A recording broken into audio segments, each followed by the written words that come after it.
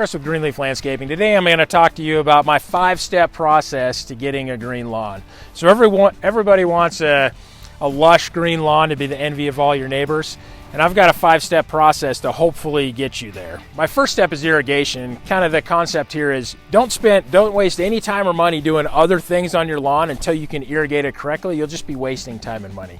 So newsflash, Utah's a desert. So in the heat of summer in July and August, it is extremely difficult to keep your lawn watered if you don't have an automatic system. There are some people out there with the time and energy to go move hoses around and sprinklers around to give it the amount of water that it needs in the heat of summer. But I would say for most people, you probably want to invest the money in an underground automatic sprinkler system so that you can keep it watered correctly in the heat of summer. I've got a couple videos on understanding your sprinkler system and how much and how often to water it. So take a look at those videos to know what to do with your automatic sprinkler system to give your lawn the correct amount of water. All right, so now that you've got your lawn watered correctly, it's time to move on to mowing. So most people wouldn't think that mowing is an important part of a green lawn, but it is the second most important thing, in my opinion. So there are two things to think about with mowing. One is mow your lawn the correct height. The longer your grass is, the more water it can hold and the healthier it'll be. So if you want to mow your lawn very short, it's going to need a lot more water and a lot more care. So I would set your mower to the highest setting that looks acceptable to you and mow at that height. I mow my lawn at the highest setting my lawnmower will set at. And that will set your lawn up to hold the most water, so you don't need to water it as much, and be as healthy as possible. The second is how often you mow your lawn. So you don't want to cut more than 1/3 of the grass off at any given mowing. So if you let your grass grow up to be about a foot high and then mow it, it's going to be very unhealthy and it's going to shock your lawn. It could cause disease and could even cause some of your lawn to die.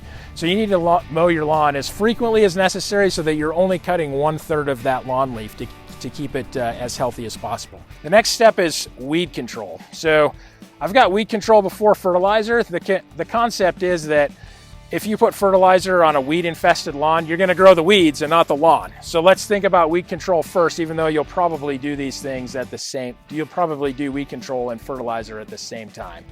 So I recommend starting with a 3 application process for weed control. The first is a pre-emergent that you'll put down in the early spring. Those will come in a bag mixed with fertilizer from your big box stores that'll say crabgrass preventer, or maybe it'll say pre-emergent. And what this stuff does is it keeps seeds from germinating. It'll control weeds, keep those seeds from turning into weeds for most of the season.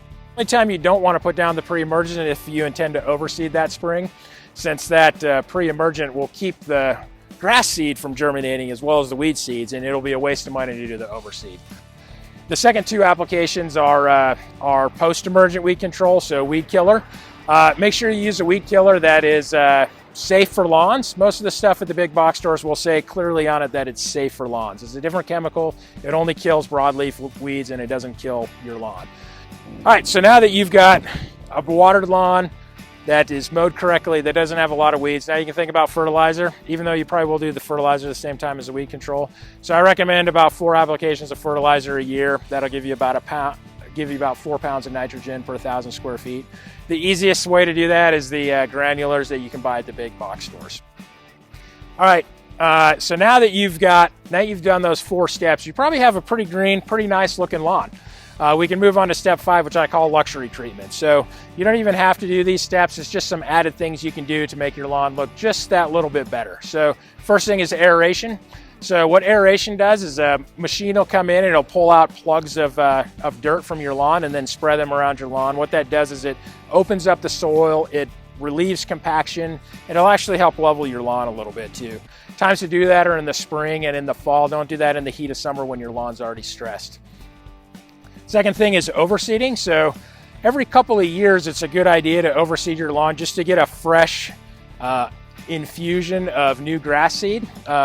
So what you want to do is go to the home improvement store and find some seed, and then follow the instructions, put it in a spreader, and spread it around your lawn. Good times to do that are the spring and the fall. However, again, if you put down that crabgrass preventer pre-emergent, don't put down the overseed in the spring, or else the grass actually won't go.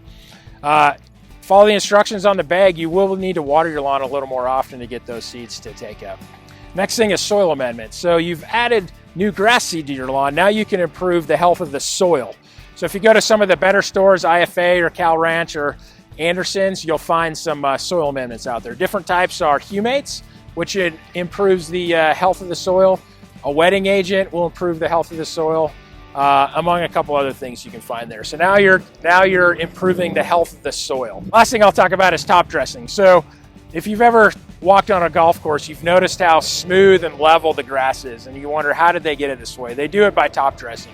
And what do I mean by that is they will take a bunch of sand and they'll spread about a 1/4 inch of sand over the entirety of the grass to level and smooth it out. So it's a very labor-intensive process. I recommend hiring someone to do that. But again, top dressing, add about a 1/4 inch of soil or sand to the top of your lawn. So now you followed my 5-step process. You've got the best lawn in the neighborhood. Watch my videos for more info.